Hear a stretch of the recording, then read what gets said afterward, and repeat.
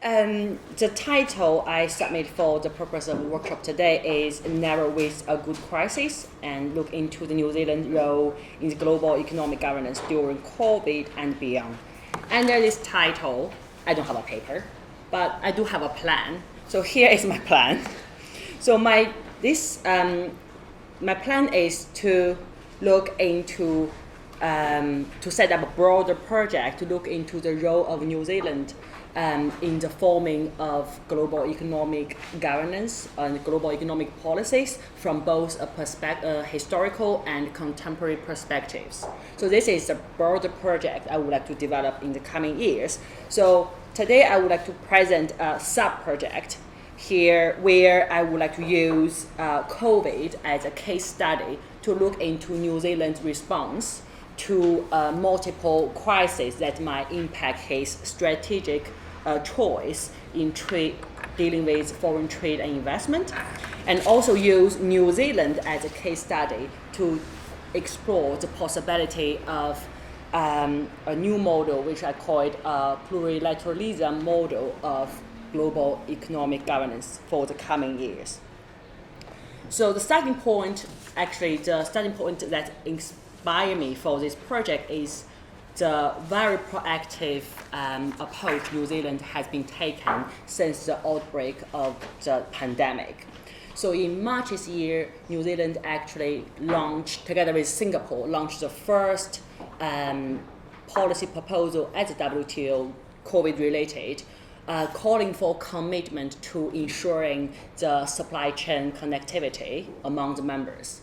And ever since then, New Zealand has been deeply involved either launching new initiatives or sponsored proposals from other countries at the WTO.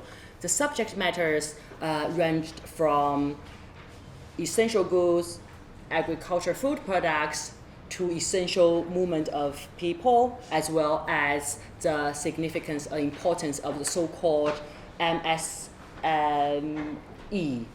the micro, small, medium enterprises for the during the period of pandemic. So also in the last week, the WTO Trade and Environment Week, New Zealand involvement has been very significant in discussion of a variety of topics. So off the multilateral platform, not only we witnessed the signature of the so-called biggest trade deal in the history, the Regional Comprehensive Economic Partnership, where New Zealand formed partnership with ASEAN country on top with Australia, China, South Korea, and Japan. And also New Zealand concluded a kind of first of a kind trade pact with Singapore and Chile on digital economy. So with all these initiatives, steps, activities involved, my impression is in many ways this approach of New Zealand have overtaken the traditional or conventional voices that we normally hear from the big economic giant, for example, the United States or the European Union. The primary question would be, how should we perceive such an approach? Of course, it might well argue that New Zealand, as a relatively small economy, so remotely located, that is what New Zealand ought to be to keep the sustainable development. That's very true, and it's no secret nation state will behave or act in international affairs at their best perceived interest. So, but my question would be another one: what would be the impact such approach generated towards the global economic governance? So here we have the sad side of the story. We witnessed the struggles at WTO for many years, and WTO is facing a variety of challenges. I don't need to name any of them over the news and literature. And we also witness a kind of rise of nationalism, populism in many important jurisdictions and economies. And on top of it, the current pandemic just adds an extra layer of the difficulties.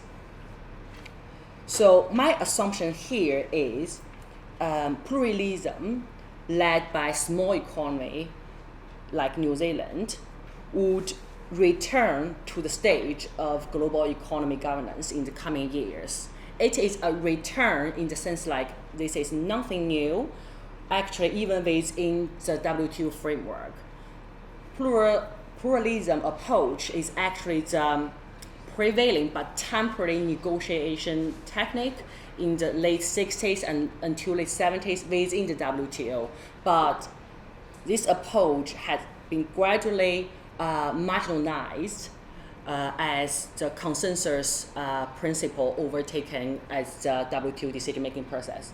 But in the last more than 20 years experience of WTO, that showed us that actually one of the major causes is exactly this consensus principle of decision-making at the WTO, which lead to the current challenges we are facing.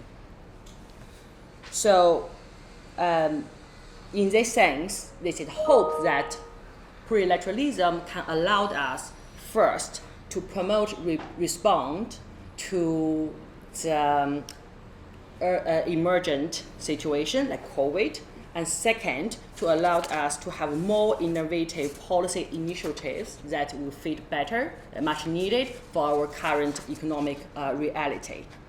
So one last note is that it is remain unsettled, the relationship between multilateralism and plurilateralism.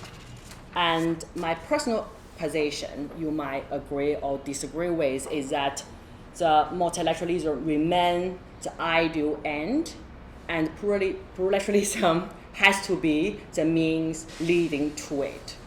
On that note, I think that's my presentation.